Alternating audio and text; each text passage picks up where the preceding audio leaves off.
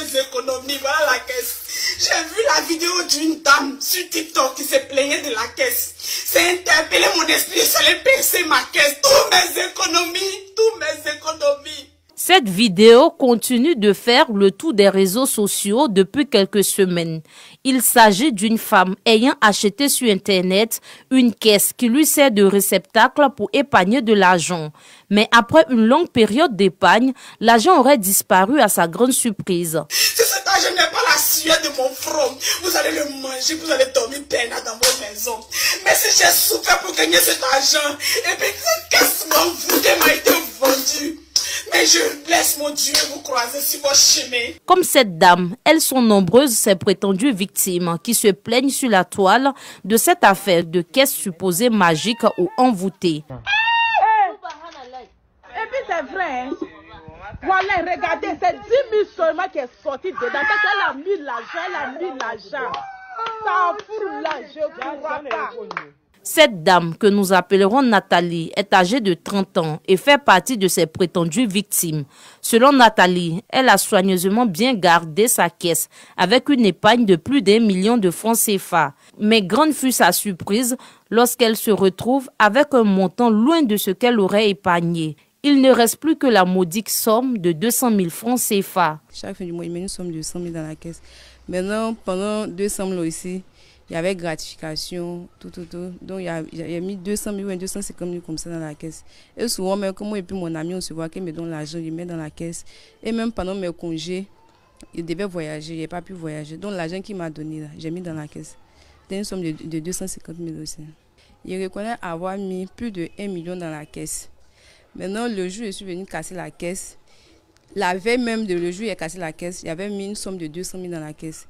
Et quand j'ai cassé la caisse, il n'y avait que les 200 000 avec une pièce de 500. Et je ne reconnais pas d'avoir mis 500 dans ma caisse, qui est pièce de 500 dans ma caisse. Et puis, comme c'est que le début, quand il respectait ce que les gens me demandaient là, ils mettaient les pièces de, tu vois ici, ils mettaient les pièces de 200, ils mettaient 400, 600, les pièces de 100 francs, tout ça n'était pas dans la caisse. Tout a disparu. Nathalie est convaincue que personne n'a changé ni déplacé sa caisse. Moi, je crois que cette caisse n'est pas simple. Les gens, je ne sais pas si c'est maraboutage ou bien c'est la magie noire, mais ce n'est pas simple. Mais je suis sûre et certaine que ma soeur n'a pas touché mon argent. Et puis chez nous, on ne vole pas. Donc, ce n'est pas elle qui a pris mon argent. Je suis partie à la police scientifique. Arrivé là-bas, eux m'ont dit non, que vu que j'ai commandé la caisse en ligne, mais j'ai été livrée. Donc, ce n'est pas eux qui doivent gérer ça que d'aller voir les PJ. Donc, je ne sais pas encore aller là-bas. Alors, que contient réellement cette caisse? Direction donc à Abobo, chez l'une des vendeuses de la fameuse caisse. Asita est une grossiste et c'est avec elle que Nathalie a acheté son exemplaire sur les réseaux sociaux. C'est son domicile qui lui sert de lieu de stockage de sa marchandise. Pour cette dernière, les caisses sont confectionnées depuis la zone industrielle de Yopougon. Ça vient de l'usine, c'est-à-dire à la zone de Yopougon. Ce sont des longs tuyaux. À l'intérieur de chaque long tuyau, il y a des références, c'est-à-dire il y a une feuille qui est collée à l'intérieur de chaque long tuyau. Ce sont des références, c'est-à-dire la largeur, la longueur et autres. Mon fournisseur va récupérer ça à la zone et eux, ils découpent les tuyaux. Ils finissent de confectionner, nous on part acheter et on vient emballer, comme ma soeur le fait tout à l'heure là. Voilà. Et puis nous, on vend. Le challenge de devenir millionnaire en 52 semaines, comme indiqué sur les caisses, demeure juste une motivation selon la jeune grossiste. On n'a jamais dit à un client que l'argent se multiplie parce que ce n'est pas une caisse magique. Ce n'est pas un bédou magique non plus.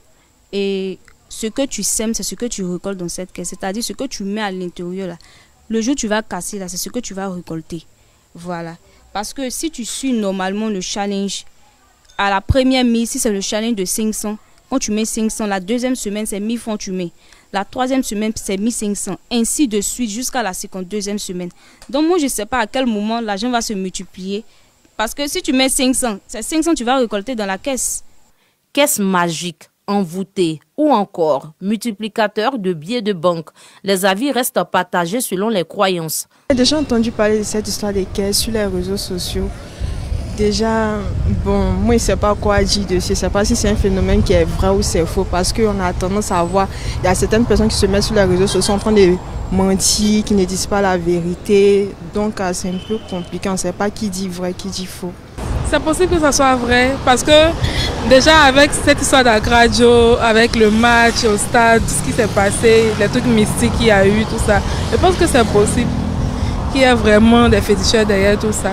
Cependant, l'on est tenté de savoir où est passé l'argent contenu dans cette caisse. Cette affaire est-elle un mythe ou une réalité?